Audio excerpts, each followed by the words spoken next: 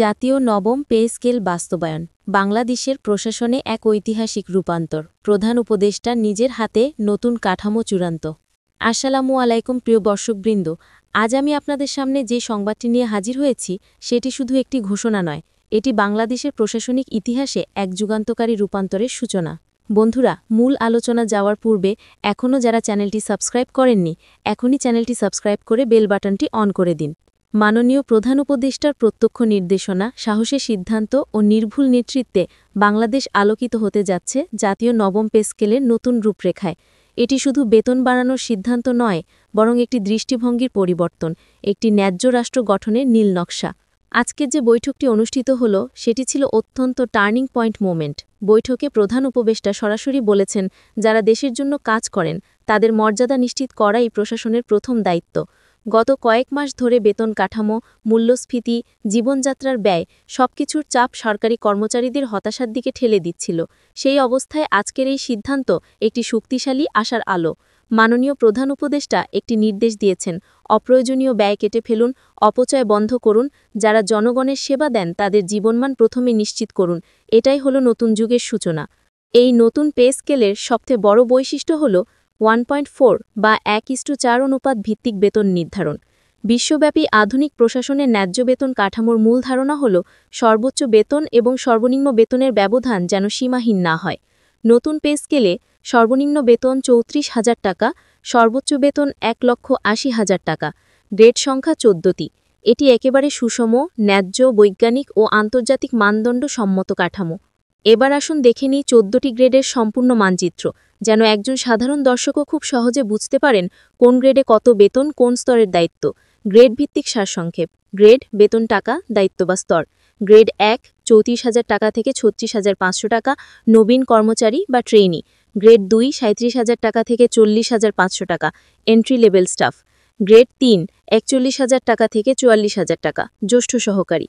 Grade ৪ ৪৫,০০০ টাকা থেকে ৪৯,০০০ টাকা, অফিসার গ্রেড। গ্রেড ৫ ৫০,০০০ টাকা থেকে ৫৬,০০০ টাকা, সহকারী কর্মকর্তা। গ্রেড ৬ ৬০,০০০ টাকা থেকে ৭২,০০০ টাকা, ফিল্ড বা ম্যানেজমেন্ট লেভেল। গ্রেড ৭ ৭৫,০০০ টাকা থেকে ৮৫,০০০ টাকা, মিড লেভেল ম্যানেজমেন্ট। গ্রেড ১৪ ১,৬৫,০০০ টাকা থেকে ১,৮০,০০০ টাকা, সিনিয়র সচিব ও সর্বোচ্চ প্রশাসনিক পদ। এই স্কেলে প্রতিটি গ্রেডের ব্যবধান এবং উন্নতির সুযোগ রাখা হয়েছে অত্যন্ত স্বচ্ছভাবে। এর ফলে পদোন্নতি হবে অর্থবহ এবং স্বাভাবিক। এবার আসি আজকের ঘোষণার সবচেয়ে আলোচিত, সবচেয়ে প্রশংসিত এবং সবচেয়ে মানবিক সিদ্ধান্তে। ১০০% পেনশন মার্কা কার্যকর। এর মানে হলো একজন কর্মচারী অবসরে গেলে তার শেষ বেসিকের ১০০% পেনশন হিসেবে পাবেন। এটি একটি স্বপ্ন পূরণ। দীর্ঘদিন অনেক কর্মচারী এই দাবি করে আসছিলেন, আজ সেটি বাস্তবায়নের পথে। এই পেনশন ব্যবস্থা কর্মচারীদের আর্থিক নিরাপত্তায় নতুন যুগ আনবে, কারণ জীবনের শেষ ভাগে চিন্তামুক্ত থাকা অত্যন্ত গুরুত্বপূর্ণ। এখন আসুন দেখুন নতুন পে স্কেলের সবচেয়ে কার্যকর অংশ, ভাতাগুলো। এই ভাতাগুলো আসলে কর্মচারীর মূল আয়তে বহুগুণ বাড়িয়ে দেয়। নবম পে স্কেলের ৮টি মূল ভাতা। ১ গৃহ ভাড়া ভাতা, বেসিক বেতনের একটি শক্তিশালী শতাংশ। ২ চিকিৎসা ভাতা, পরিবারসহ স্বাস্থ্য সুরক্ষা। ৩ যাতায়াত ভাতা, অফিস যাতায়াতের সম্পূর্ণ সহায়তা। ৪ মহানগরী ভাতা, ঢাকাসহ বড় শহরের ব্যয় বিবেচনায়। ৫ জীবনযাত্রা ভাতা, মূল্যস্ফীতির ধাক্কা কমাতে।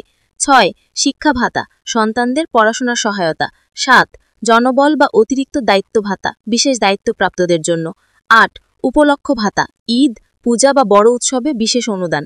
এই ৮টি ভাতার সমন্বয়ে একজন কর্মচারীর মোট আয় বেসিকের দ্বিগুণ পর্যন্ত হতে পারে। এটি কর্মচারীদের আর্থিক নিরাপত্তা এবং জীবনমানকে বাস্তবিকভাবে উন্নত করবে। অর্থ কোথা থেকে আসবে? সরকারের স্বচ্ছ জবাব, প্রশ্ন আসা খুবই স্বাভাবিক। এত বড় সংস্কারের অর্থায়ন কোথা থেকে হবে?